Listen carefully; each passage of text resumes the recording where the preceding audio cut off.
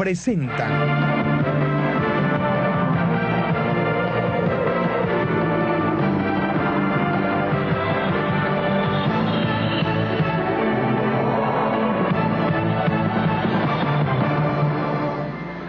¿Qué tal, señoras y señores? Muy buenas noches, bienvenidos a otra emisión de su grado 33. Vamos a comenzar de inmediato. El Consejo Nacional Electoral anunció que los venezolanos tendrán las mismas garantías electorales que se aplicaron en la última elección presidencial.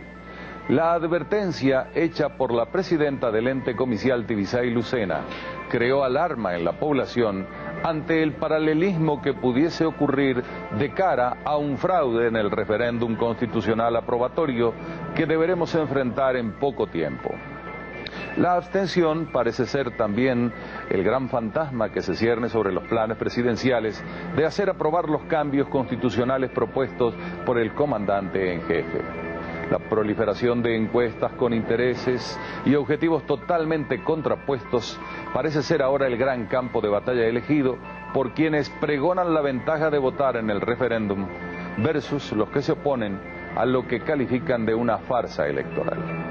La necesidad del presidente Chávez de terminar de acumular poder de manera totalitaria y dictatorial pasa imperiosamente que pueda prestar el CNE para convalidar un cambio constitucional que parece ya decretado. Cada vez hay más suspicacias sobre cuál es la verdadera función del Consejo Nacional Electoral. Hay todo un complejo técnico, electrónico, avanzado, y un complejo de recursos humanos, de personas y de instrumentos materiales que permiten cualquier operación de cambio, de modificación, hasta de inversión de la voluntad popular. De manera de que ni en el caso de la Asamblea Nacional, ni en el caso de la pretendida consulta al pueblo venezolano, se puede hablar de propuesta. Se quiere imponer que no tengamos ningún control sobre el sistema de votación. Tal como están planteados los cambios anunciados a la Constitución, es difícil hablar de propuesta o de reforma. Hablar de reforma constitucional es caer en una de las trampas principales que ha tendido al pueblo venezolano este régimen con su moción constitucional. Frente a al planteamiento de nueva constitución que ha realizado el presidente de la República, se debate en el país sobre qué decisión tomar frente a la elección que se realizaría en el mes de diciembre, o sea, al referéndum aprobatorio que estaría planteado. Yo creo que es muy importante para abordar la decisión a tomar que nosotros nos fijemos en el árbitro electoral, porque todos esperamos que haya igualdad de condiciones para la decisión tan importante que el pueblo venezolano tendría que tomar frente a este proyecto de constitución. Los opositores creen que ya los resultados del referéndum están predeterminados. En lo que respecta a la Asamblea Nacional, nada de propuesta. Es la imposición de un cambio constitucional radical, esencial, de contenido y propósitos profundamente totalitarios. Pero tampoco lo es una propuesta al pueblo venezolano, porque el vocablo propuesta supone que yo haga una oferta de cierta naturaleza y dejo a la persona o al grupo o al país al que le ha hecho la oferta la capacidad de decidir. Sabemos que si se ha de hacer por un referéndum aprobatorio, es decir, administrado por el Consejo Nacional Electoral, eso la hará perder la condición de propuesta. Sabemos que en Venezuela las elecciones tienen resultados predeterminados. Al regreso analizaremos la aparente contradicción en la que se mueve el gobierno. Dice tener una mayoría aplastante, pero se niega a convocar una constituyente para elaborar la nueva Carta Magna. Es hora de hacer nuestra primera pausa comercial, ya regresamos.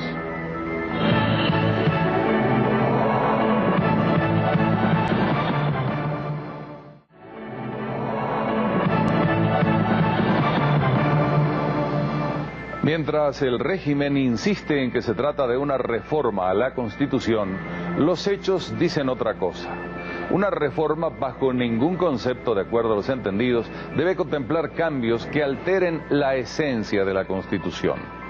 Los cambios de 33 artículos de la Constitución de 1999, según los juristas, son tan drásticos que se pasará de un régimen plural, democrático y federal a un centralismo absoluto con el acopio de poder más grande de que se tenga conocimiento en la historia moderna de Venezuela. Hay quienes están planteando la realización de una constituyente. De parte de quienes lo plantean, uno pudiera imaginar que ignoran la realidad del sistema electoral vigente y actuante en nuestro país. Hay quienes, por tener información muy completa, proveniente de varios estudios científicos y técnicos sobre el proceso electoral del referéndum revocatorio y el proceso electoral de las últimas elecciones presidenciales, tenemos plena constancia de que existe en Venezuela un sistema de fraude electoral avanzado, bien dotado, con recursos de toda índole, que hace imposible que el régimen pueda perder cualquier elección que se plantee. Por lo tanto, la elección para Asamblea Constituyente está de antemano ganada por el régimen. El parlamentarismo de calle es exhibido por los diputados del presidente como una muestra de apertura y en realidad es una expresión de un pequeño grupo de apoyo gubernamental. Hablar de propuesta de reforma de la Constitución es un doble engaño, porque ni es una propuesta ni es una reforma.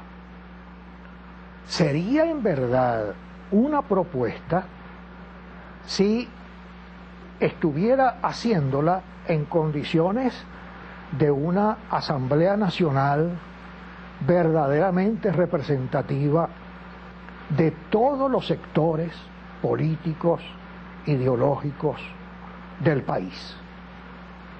Todos sabemos que esa es una Asamblea Nacional compuesta por súbditos políticos del presidente. Por lo tanto, todo esto que se está haciendo de las consultas populares y del parlamentarismo de calle no es sino una farsa para adornar lo que en última instancia sabemos todos que se va a producir, que es la aprobación unánime, solo con ciertas excepciones de disidentes de última hora, que se va a producir en la Asamblea. El gobierno insiste en que solo se trata de algunos cambios que no ameritan una nueva constitución. No se trata de una reforma. Una reforma, como lo diría cualquier abogado, implica solamente modificaciones que no cambian lo esencial de la Constitución. En esto se está cambiando el modelo político venezolano. Estamos pasando de un modelo consagrado en la Constitución del 99, republicano, y como lo dice la Constitución, hasta federal, por un régimen cuyo contenido es esencialmente totalitario, que termina de concentrar el poder total, es decir, todos los poderes, en manos de la Presidencia de la República. Muchos sospechan que los cambios están estratégicamente diseñados para ajustar las tuercas del autoritarismo y del militarismo. Si se analizan las 33 propuestas de modificación, uno encuentra que la mayor parte de ellas atienden a cambios que significan concentración de poder de decisión en manos y en la voluntad del presidente de la República. También cambios que han sido interpretados como planteamientos hechos solamente con la idea de hacer atractiva la reforma para ciertos sectores. Esto que está ocurriendo con lo de la propiedad privada le hace a uno presumir que, como este intento de imponer una nueva constitución es un trabajo combinado de los distintos poderes públicos que están todos bajo un mismo mando, no sería insensato pensar que muchas de los asuntos que están planteados en la solicitud de cambio sean proposiciones que en algún momento pueden ser cambiadas o modificadas para dar la falsa impresión de que se está atendiendo al clamor popular, al clamor de la ciudadanía. En el próximo segmento nuestros invitados abordarán la falta de confianza de los venezolanos en el Consejo Nacional Electoral. Hora de otra pausa.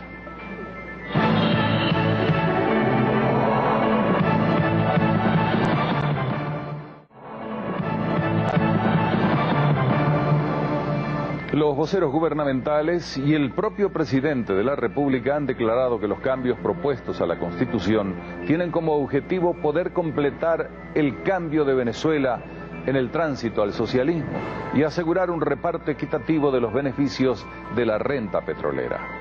En cambio, analistas internacionales desechan estas afirmaciones, argumentando que con todo el poder político que ya tiene el presidente, se habría podido hacer cualquier cambio para favorecer a los más desposeídos y que por el contrario, la pobreza y los males sociales se han agravado. La gran interrogante que surge de esta polémica es ¿para qué el gobierno quiere más poder del que actualmente tiene? Este régimen ha logrado concentrar hasta hoy, mediante el ejercicio autoritario del poder más que suficiente en el campo político, en el campo económico, en el campo social, para haber beneficiado de manera consistente, autosostenida, autosostenible, a millones y millones de venezolanos con esa cantidad de recursos financieros y con el enorme poder político que ha concentrado hasta ahora. Decir que el cambio constitucional que está proponiendo, el cambio de constitución que está proponiendo, tiene por objeto tratar de proveerse de un piso para poder realizar obra en beneficio del pueblo, es una gran mentira. El sistema de votación diseñado y operado por partidarios del gobierno es una pieza fundamental para asegurar el futuro del líder del proceso.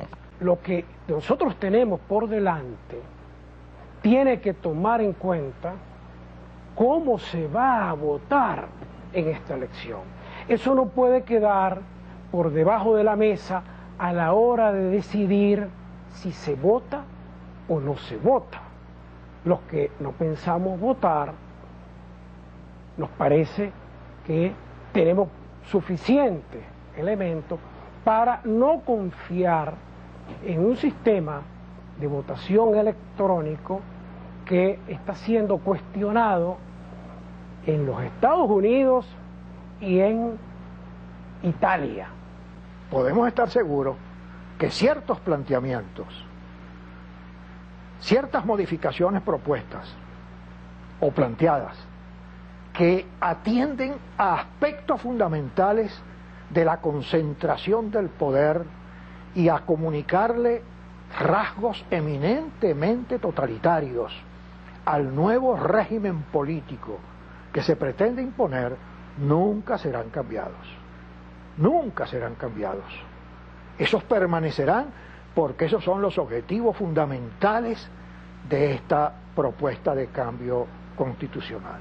Se nutre de resultados electorales apabullantes a favor del gobierno. Tal vez allí radique la explicación del empeño en asumir la votación electrónica masivamente, incluso antes que en países más desarrollados. Proviene del año 2004. En el año 2004 vamos a comparar cuál era, a través de un indicador de cuántas personas en Estados Unidos y en Venezuela tenían computadores personales. Vamos a ver cuál era de alguna manera la cultura tecnológica que había, tanto en los Estados Unidos como en Venezuela. En Estados Unidos, 75, casi 75 personas de cada 100 tenían computadores personales en el 2004. En Venezuela, menos de 10 personas tenían computadores personales. En el 2004 hubo una elección presidencial en los Estados Unidos y hubo una elección que fue referéndum revocatorio en Venezuela. Teniendo todo el avance y la cultura tecnológica de los Estados Unidos, solo el 30% votó de manera electrónica en el 2004. En cambio, en Venezuela se nos impuso y votaron el 88%. Dicen que cuando la limosna es grande, hasta el santo desconfía. Nosotros, en el 2005, en el mismo mes de agosto, realizamos una elección de concejales. ¿Y qué ocurrió con la elección de concejales? Yo creo que se resume muy bien en esta frase del periodista Orlando Ochoa Terán.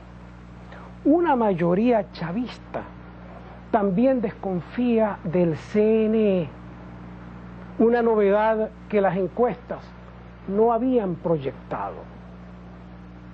O sea, empieza a surgir dentro del mismo pueblo venezolano un proceso a desarrollarse de desconfianza hacia el sistema electoral.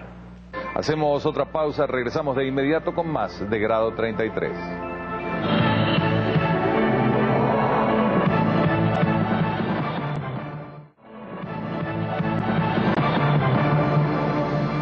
Las grandes expectativas sobre el futuro de los venezolanos se asientan ahora sobre la labor que debe realizar el árbitro electoral. Una vez más, el Consejo Nacional Electoral tiene en sus manos la enorme responsabilidad histórica de que se respeten los derechos y las intenciones de voto de los ciudadanos. Los últimos sondeos de opinión, pese al descrédito generalizado que existe sobre ellos, coinciden en el escepticismo de los electores que temen que su voluntad no sea acatada por el Consejo Nacional Electoral. Esto está muy lejos de ser una reforma. Este es un cambio a una constitución eminentemente totalitaria.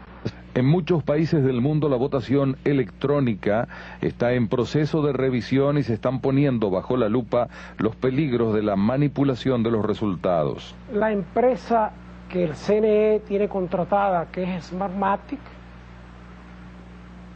había adquirido las máquinas de votación de una empresa italiana, Olivetti. Venezuela avanza contracorriente y cada vez quiere automatizar más los procesos. La decisión que ha debido tomar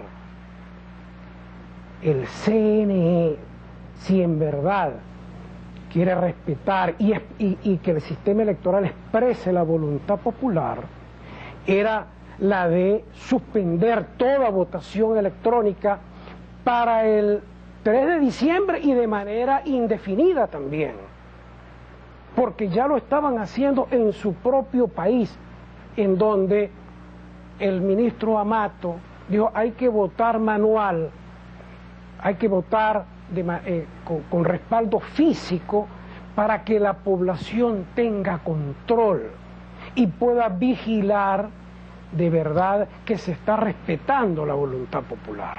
Cada vez se hace más difícil para los electores poder comprobar si se respetó su voto y si el proceso se realizó con transparencia y honestidad.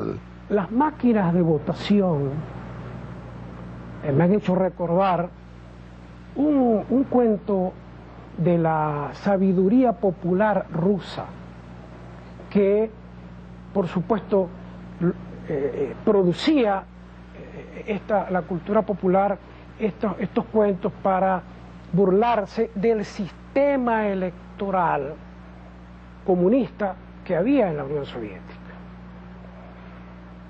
Las personas hacían su cola para ir a votar, se le acercaba un guardia del Ejército Rojo, pedía su nombre y le entregaba un sobre cerrado. La máquina de votación es el símil del sobre cerrado, semejante a él. A la persona la llamaban y entonces depositaba el voto, el sobre cerrado, en la urna. El camarada Popov cuenta este relato, intrigado y curioso por saber por quién votaba. Después de tantos procesos electorales, decide un día que va a hacer la cola, que va a abrir el sobre para saber por quién vota. Da su nombre, recibe el sobre y comienza a abrirlo. El guardia le llega por la espalda y le dice: camarada Popov. Bien, señoras y señores, de esta manera llegamos al final de otro grado 33. Gracias por su atención y que tengan muy buenas noches. Presentaron